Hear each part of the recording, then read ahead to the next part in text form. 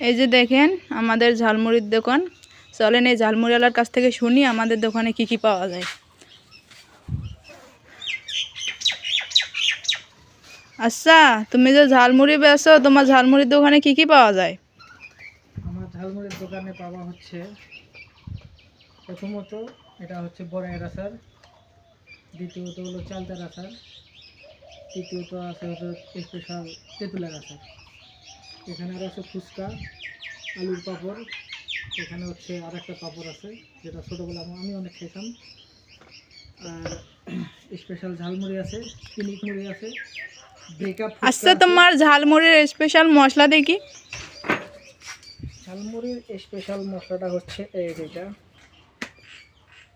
দেখা যাচ্ছে। হয়, ঝালমুড়ির মশলা তুমি বানাও? ঝালমুড়ি মশলা বানাই, দুইজন মিলে বানাই। এখন দেখেন দেখা যাচ্ছে ঝালমুড়ি মশলা তো তুমি আমাকে বানিয়ে দাও। তো যে ক্যামেরাম্যান সেই কিন্তু মূলত এই মশলাটা বানিয়ে দেয়। তো তোমার কাছে যদি কেউ শিখতে চায় শিখাবা না? অবশ্যই শেখাবো।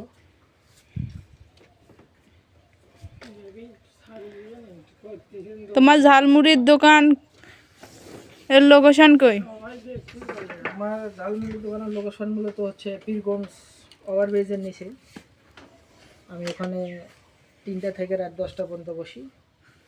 আর সকাল টাইমে হচ্ছে আমরা স্কুলে যাই হেমতপুর।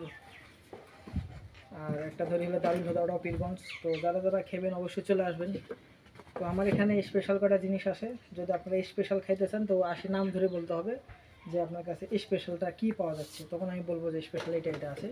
যেমন হচ্ছে ব্রেকআপ ফুচকা, দ্বিতীয়ত আছে হচ্ছে রিলেশন ঝালমুড়ি, পিনিক মুড়ি, তারপর চটপটিটা ছিল, এখন তো গরমের জন্য চটপটিটা আমি রাখি না।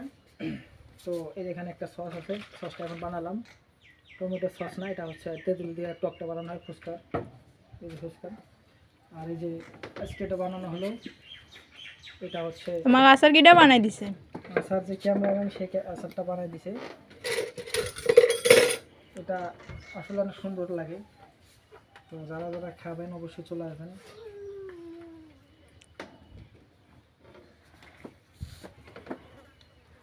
আর অনেকে প্রশ্ন করেন যে আমার দিনে ইনকাম কীরকম হয়। তো আলহামদুলিল্লাহ ভালো হয়, মোটামুটি ফ্যামিলি নিয়ে চলে আর কি।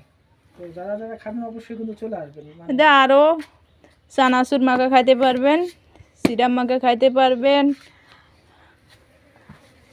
বাদাম আছে, এই যে নাবলি গাবলি বুট আছে, ছোলা বুট আছে, চাউল ভাজা আছে। আপনারা যদি খাইতে চান তাহলে লোকেশন অনুযায়ী চলে যাবেন।